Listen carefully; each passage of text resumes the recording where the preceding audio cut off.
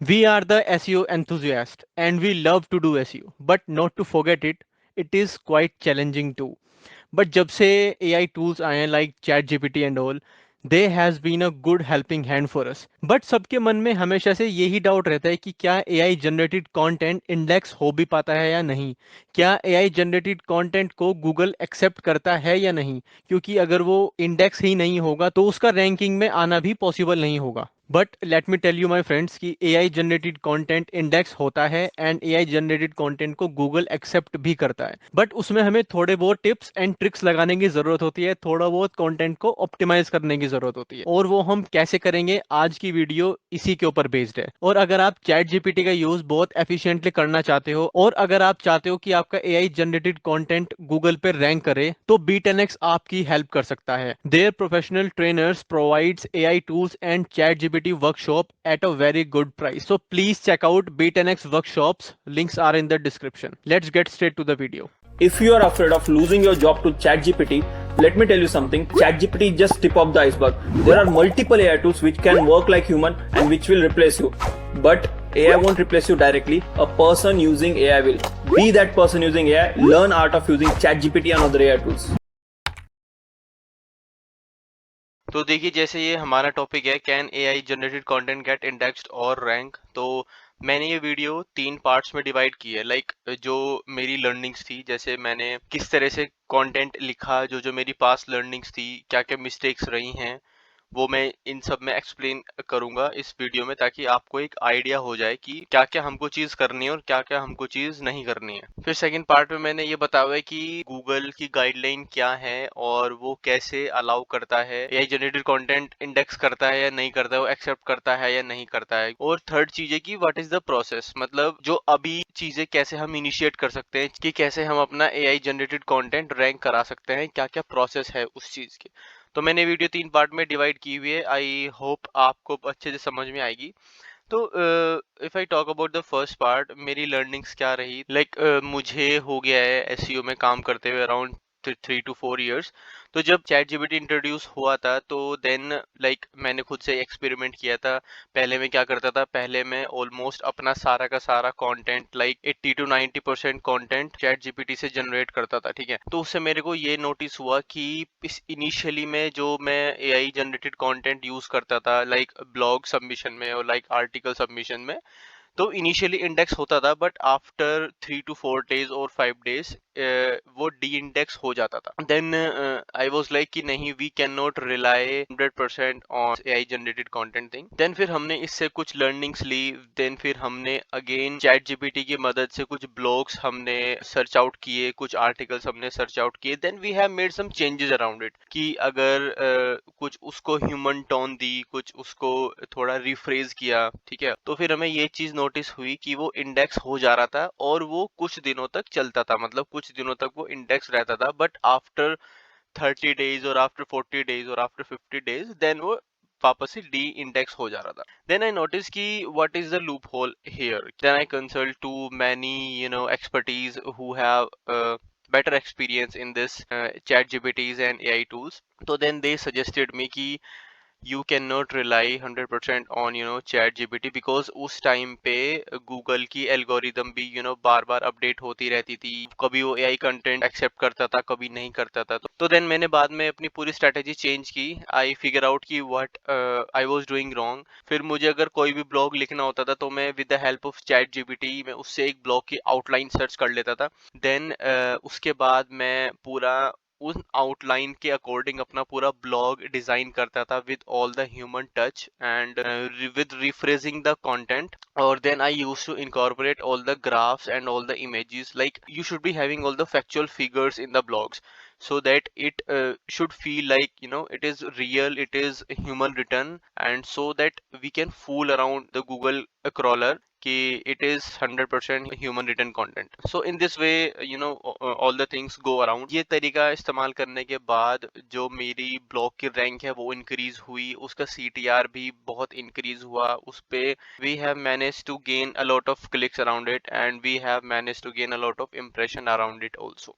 So these are the मेरे खुद के self experience which I have noticed around these past years. Then हमारा second point आता है कि what are the Google guidelines, Google की गाइडलाइंस क्या है। So there is a two phase of Google. First of all that there is a old Google and there is a new Google. जो हमारा पुराना Google था, जो हमारे पुराने गूगल के एल्गोरिदम्स थे, so they were strict about it कि we will not rank the AI generated content और we will not index that at all. But after some point of time, Google has made some sort of changes in algorithm because when AI came in so much trend, and so Google itself has to take his step down.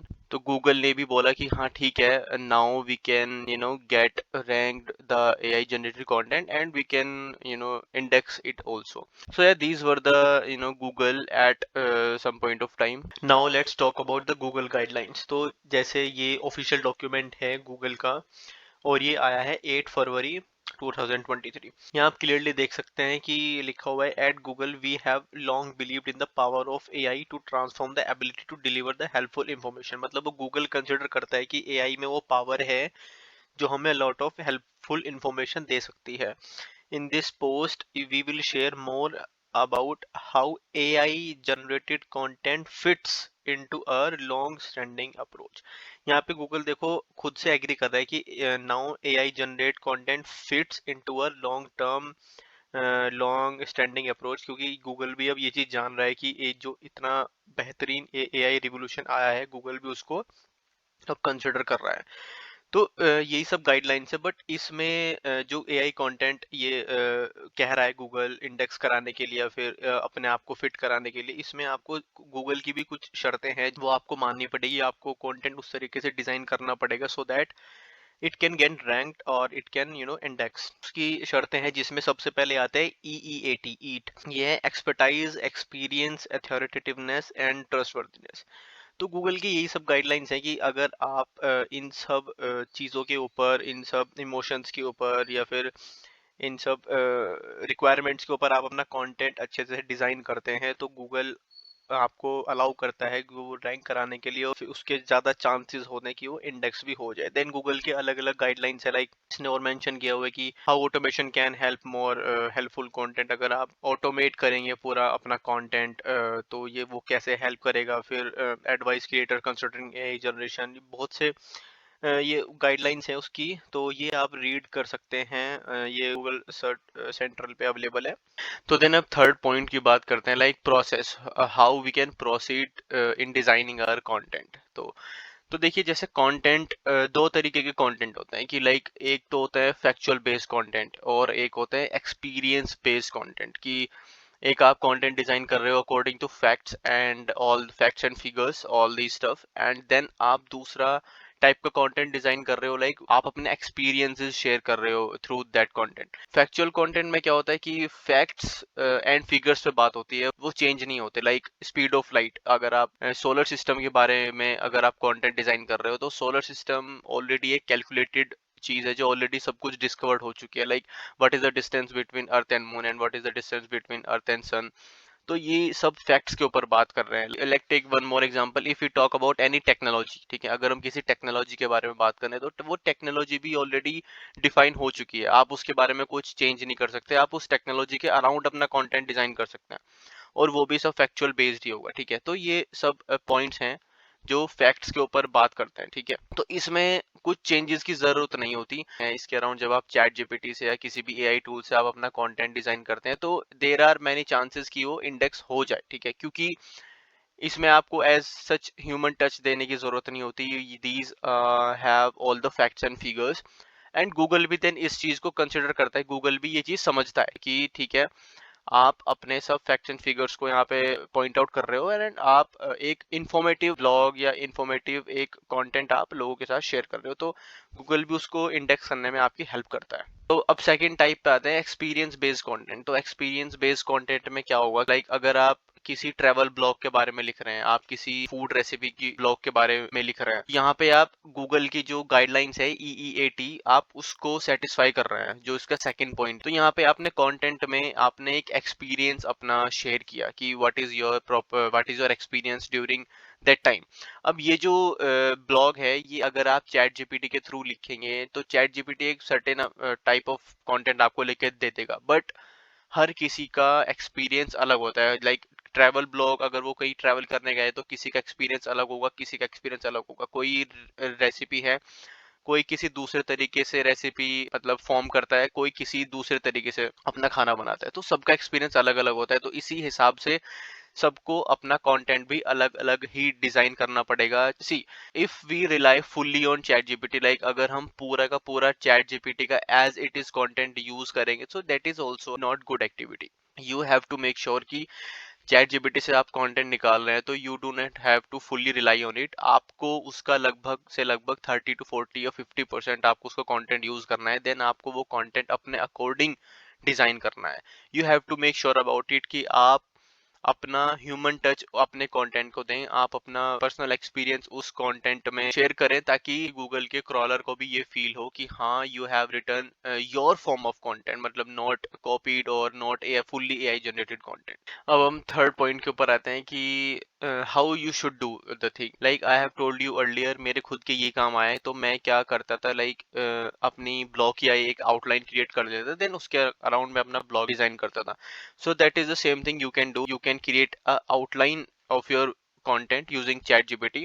Then you have to optimize it accordingly. Like आपके जो भी fact and figures हैं, like आप जो भी उसमें incorporate करना चाहते हो, अपना एक्सपीरियंस डालना चाहते हो, या आप उसमें अगर कोई फैक्चुअल बेस्ड कंटेंट है, आप उसमें प्रॉपर आप ग्राफ यूज कर सकते हो, उसमें पूरा चार्ट्स यूज कर सकते हो। तो then you can design that blog accordingly.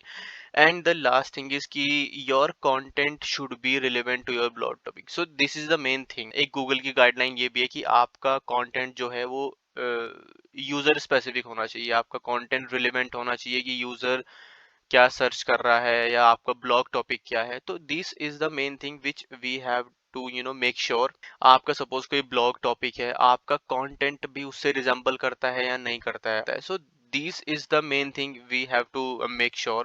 And yeah, then you can generate your content. Like I have told you earlier ki content should have a human touch around it, and you can include all the charts and graph if so. Like yeah, this was all. I have shared you all my experience and all the Google guidelines and how you can proceed your content, through which you can get your content indexed on Google, or you can get your content ranked on the Google SERP. So this is the major thing which you should follow, and I make sure by incorporating all these activities you can get your content ranked and you can get your content indexed too. So that was it in the video guys. अगर आपको video बहुत informative लगी तो please इस video को like करना, सबके साथ शेयर करना। Make sure you subscribe our B10X channel. अपने जो कोई भी डाउट्स हैं वो प्लीज़ कमेंट सेक्शन में ज़रूर शेयर करना। And make sure you follow our workshop pages, these are worth it. This is Sahil Marana signing of. जय हिंद।